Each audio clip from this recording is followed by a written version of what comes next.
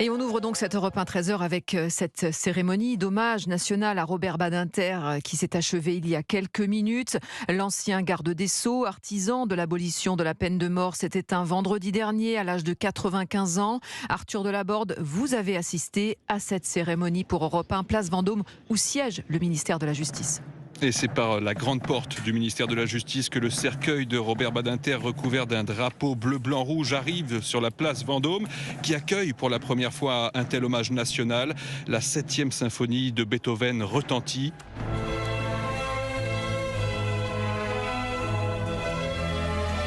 Des photos du père de l'abolition de la peine de mort sont projetées devant de nombreuses personnalités politiques et du monde de la justice et plusieurs centaines d'anonymes.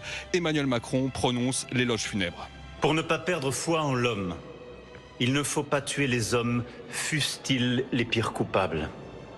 Il était devenu avocat par amour du droit et pour gagner sa vie, il sera l'avocat pour toujours de cette cause, l'abolition.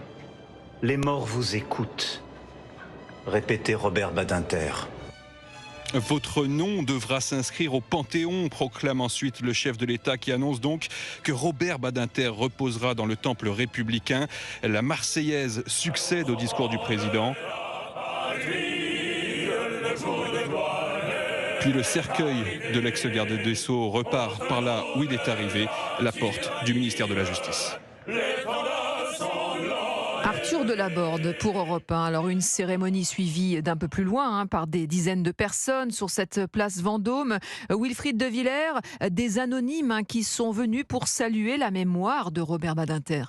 Oui, dans cette grande place, c'est d'abord le silence du recueillement qui frappe avant même la prise de parole d'Emmanuel Macron tout à l'heure. Maryse tenait absolument à être présente aujourd'hui.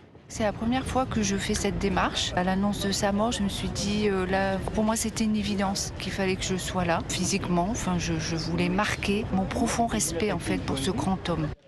Françoise, elle garde de Robert Badinter l'image d'un homme droit qui a su prendre des décisions parfois impopulaires. Elle a un adjectif qui lui vient en tête directement quand elle pense à lui.